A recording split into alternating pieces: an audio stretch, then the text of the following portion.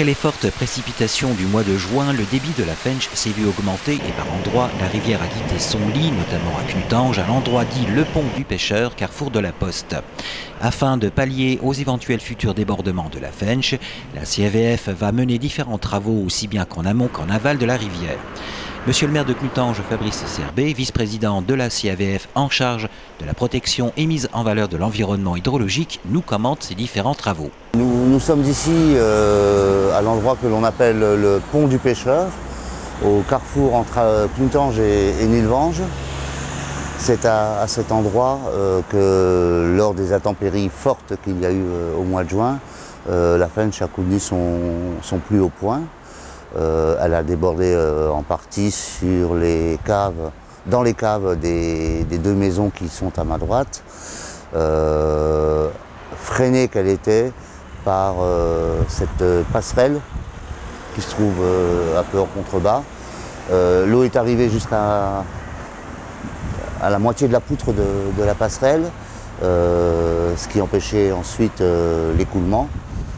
Il est prévu dans le deuxième programme de travaux mené par la communauté d'agglomération et qui commencera dans quelques temps, de rehausser cette passerelle pour faciliter l'écoulement de l'eau et éviter ainsi au maximum les inondations des caves et maisons, tout en se disant quand même que les choses ont été assez réduites sur toute la longueur de la Fensch par rapport aux catastrophes qu'on a pu constater ailleurs, en Moselle et ailleurs en France.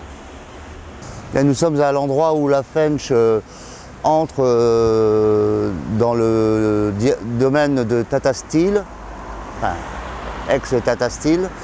Au moment où la Fensch va devenir souterraine dans cette entreprise, entre le 4 et le 8 juin dernier, à cet endroit, la Fensch était à la hauteur du trottoir et débordait partiellement sur la route, ce qui montre aussi la nécessité d'effectuer des travaux supplémentaires dans cette enceinte, en accord avec l'entreprise, pour sécuriser les biens et les personnes. Dans le cadre du programme d'action de prévention des inondations, le second programme de travaux de la Fensch prévoit, après l'accélération de l'écoulement du côté du pont du pêcheur, comme j'ai pu le dire, à l'endroit de British Steel, dans l'emprise de British Steel, la création d'un bassin d'écrêtement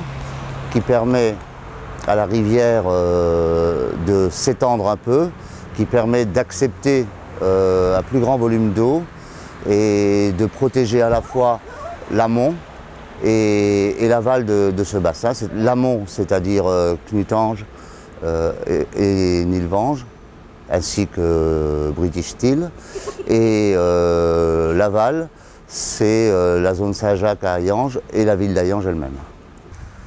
La Fensch, ses affluents et son bassin versant représentent 80 km², c'est-à-dire que sur 80 km² aux alentours, toutes les eaux finissent par se déverser dans la Fensch.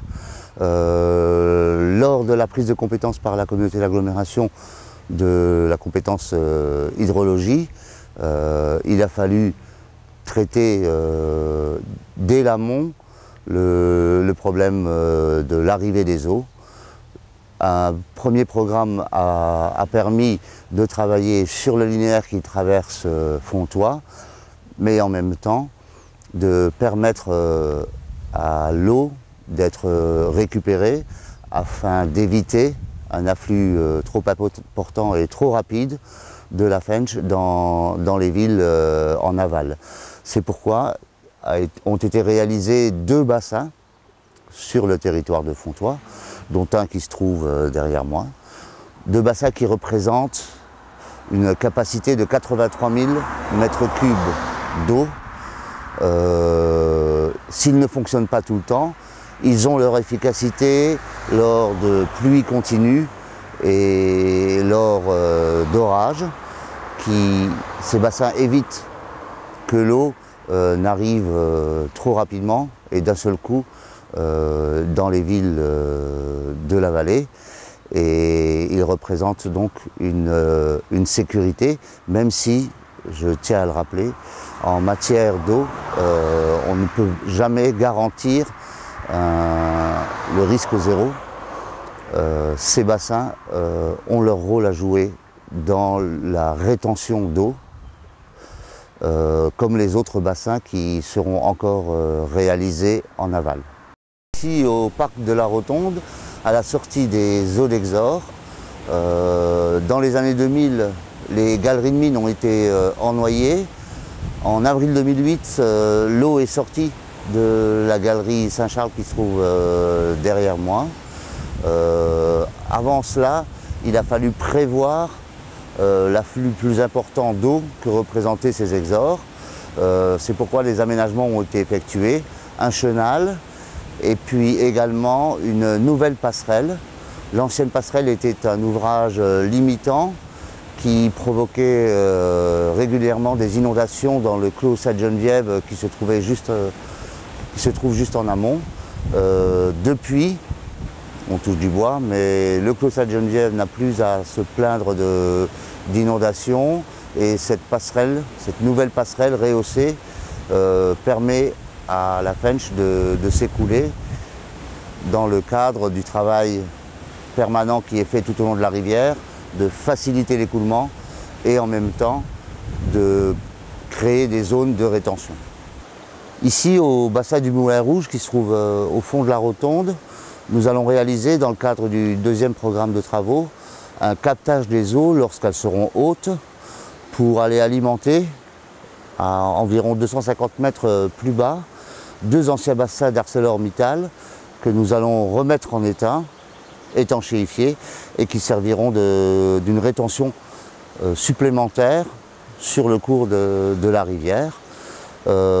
Cette rétention sera complétée, c'est du moins ce que l'on souhaite, par un bassin à redans avec une zone paysagère et d'autres équipements sur la zone de la platinerie à Hayange, en face de l'hôpital. Cela permettra de sécuriser à la fois les villes en aval de Knutange et les villes en aval d'Hayange. Comme je le disais, la communauté d'agglomération a pris la compétence hydrologie dès 2000 en prévision de la sortie des eaux d'Exor, mais aussi pour améliorer l'écoulement de la Fensch, créer un limineur là où il n'existait pas et créer des zones d'écrêtement pour sécuriser les biens et les personnes tout au long de la rivière, sachant que c'est une rivière particulière puisqu'elle traverse les villes et des installations sidérurgiques. Le premier programme de travaux a représenté 5 millions d'euros d'investissement. Le second programme de travaux représentera, lui, 13 millions d'investissements, ce qui n'est pas rien. Ce coût beaucoup plus important s'explique par le fait que l'on va traiter des linéaires qui sont pour l'instant souterrains et qu'il convient de remettre au jour afin de redonner à la rivière une nouvelle oxygénation et de permettre à la nature de reprendre ses droits en améliorant la faune et la flore dans la rivière et autour de la rivière.